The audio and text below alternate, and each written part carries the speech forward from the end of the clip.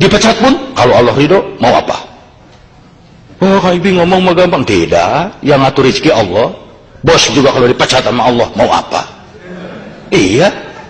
Orang ngomong, itu ngomong mah gampang. Tidak. Saya Kang Ibing tidak punya kantor pelawak. Di mana sekarang pelawak kantornya? Tidak ada. Kalau dihitung di atas kertas, ada yang manggil ngelawak, anak saya bisa makan. Kalau tidak ada yang manggil, anak saya barangkali sulit makan. Teori, prakteknya, Masya Allah, tidak punya kantor, villa ge boga, mobil halus, penghasilan tuh eleh pun di Jepang. Naon aing di Jepang dah di Indonesia gaing beunghar. Ini kepo deui. Bukan masalahnya apa-apa. Saya lihat tuh ada yang wanita lihatnya di bengong nih. Saya juga ngerti dalam hatinya ngomong, itu si Ibing di kaset di televisi mah belon aslinya mah ganteng. Benar tak? Tidak usah ditepukin. Saya bukan burung merpati. Pas dapati aing pun jeung yeur kamera aing mah yeur. Merabeng kieu. Nah, ini. Tapi yang paling sulit itu bentroknya. Sekarang diridhoi oleh bos, tidak diridhoi oleh Allah, diridhoi oleh Allah, tidak diridhoi oleh bos. Mau apa? Itu sulit. Umpamanya nggak usah jauh-jauh. Islam mengajarkan sholat, tapi kantor Anda tidak memungkinkan untuk sholat. Coba, bisa saya sholat, tapi bos bisa berkata, pilih mau sholat, kamu keluar dari sini. Kalau tidak sholat, sok ikutin peraturan di sini. Allah memerintahkan, aqimus sholat, dirikanlah sholat. Bahkan masalah kakum fisakor, apa yang menyebabkan kamu masuk neraka, itu karena tidak sholat. Mungkin berat. Saya paksakan sholat, saya dipecat. Saya tidak sholat, Allah. Tapi kalau kita mau, bukankah Allah mengajarkan kita untuk berjuang? Hadapi dong bos, minta dengan tenang, buktikan dengan baik. Saya yakin sebagai manusia hatinya luntur. Masa iya sih 5 menit dari sekian jam diminta untuk tidur? Kalau perlu sholat dengan diem. Ya liar panitia ieu bolak balik wae. Tuh ternyata yang mengganggu teh panitia itu. Selamat datang. Masa ada kiai ngerti aing. Duh, saya tuh sebenarnya mau serius tapi aduh saya. Nah, ini. Nah, mana rai kieu aing ceramahna tuh. Nah, contoh yang lain. Ini juga yang harus berat. Umpamanya di sini seorang bapak misalnya atau seorang ibu, itu Islam memerintahkan salah satunya umpamanya, ya ayuhannas kulu mimma fil ardi halalan thayyiba wala tatabi'u khutuwati syaiton innahu lakum aduwwum mubin. Hei manusia, hei orang-orang, makanlah makanan yang halal di muka bumi ini, jangan ikuti langkah-langkah setan. Kita diwajibkan mencari yang halal, tapi satu waktu godaan, bukan main. Umpamanya Anda punya adik, punya orang tua di tanah air, minta duit untuk dibelikan apa kek, Anda lagi tidak punya duit. Satu waktu bekerja di kantor, ada kesempatan mencari duit, tapi tidak halal, ambil aja maling lah, di mana mana mau maya wae. Di situ terjadi perang. Mana yang harus diturut? Ambil barang ini, aman, tidak ada yang tahu. Adik atau anak di Indonesia bisa punya motor, bisa punya mobil, tapi Allah tidak akan ikhlas, tidak akan ridho. Sekarang tolak ini, Allah ridho, tapi anak tidak jadi beli motor. Itu perang yang berat. Tapi kan dalam Islam diingatkan, itu Nabi Ibrahim alaihissalam mendapat perintah dari Allah sembelih putranya Ismail. Itu berat, diturut perintah, anak jadi korban, Allah ridho. Tolak perintah ini, anak selamat, Allah tidak ridho. Tapi beliau Nabi Ibrahim alaihissalam lebih memilih, oke, keriduan Allah kalau perlu anak jadi korban. Tapi kan kita tahu way outnya, diberikan jalan, dikasih sembelihan lain sehingga selamat anak dan tetap taat. Kenapa kita tidak ingat ke sana? Tolak. Takut sama rezeki, nggak usah takut, Allah yang ngatur. Kenapa?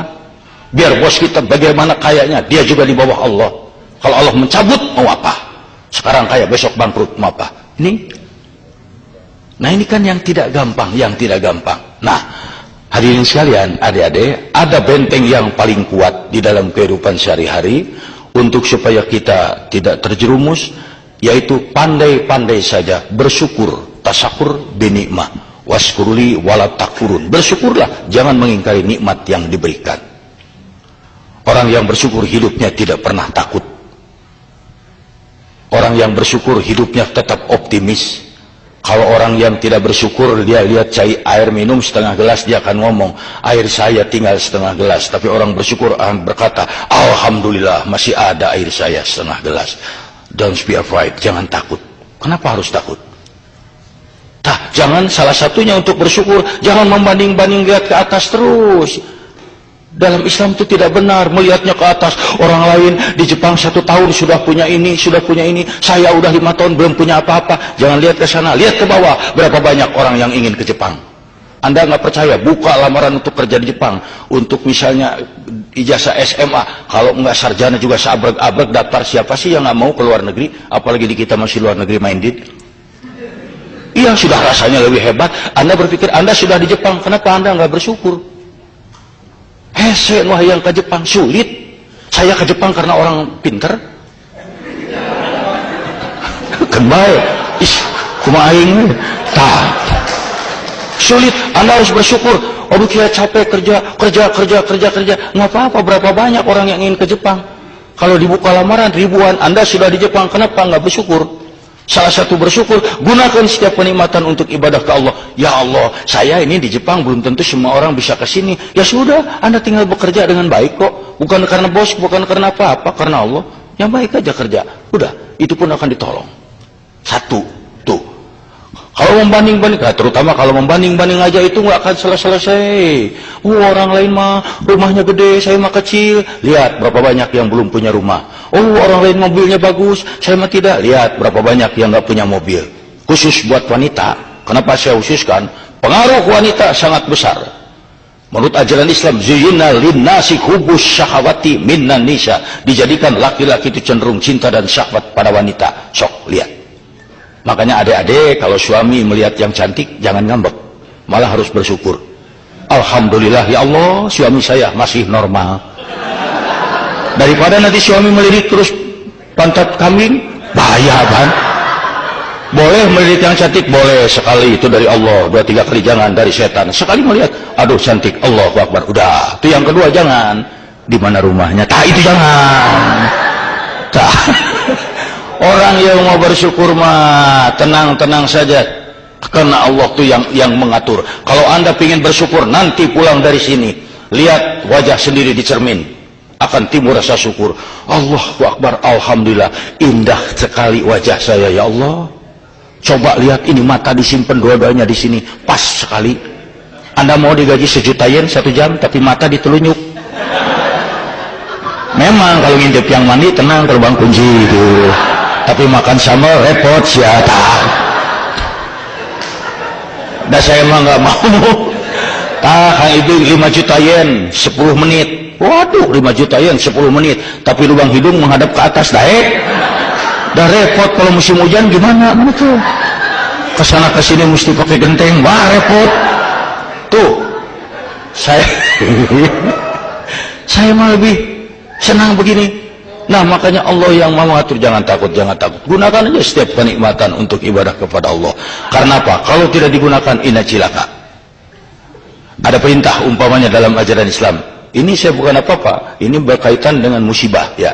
Karena yang namanya musibah, itu biar di Indonesia, biar di Jepang, biar di Kutub Utara, bisa aja kena pada tiap orang. Musibah itu banyak. Dari mulai misalnya kecopetan, kemalingan, kebakaran, dirampok, sakit gigi, itu semua musibah, semuanya tabrakan musibah. Dan yang nanya musibah, kalau dia hinggap pada seseorang, dia tidak pernah pilih-pilih. Dari mulai karyawan sampai direktur bisa kena musibah. Dari yang buta huruf sampai sarjana kena musibah. Tidak ada orang yang bebas dari musibah karena ustadz atau sarjana, tidak ada. Silakan tanya, Pak, Bapak pernah batuk? Oh, tidak pernah. Kenapa? Apa dokter Anda? Saya tidak bisa. Saya bodoh. Bapak pernah sakit mata? Oh, tidak pernah. Kapan direktur? Nggak bisa. Nah, dan orang yang musibah itu ya yakin bangsa manapun di dunia tidak ada orang yang mengharapkan atau kedatangan musibah. Betul nggak? Sok, biarin orang Jepang tanyain, apa mereka ada yang bangun berdoa tengah malam? Ya. Saya ingin segera dapat musibah. Baik adik-adik perempuan atau laki-laki berdoa tengah malam, Gusti, saya hayang gerak burut.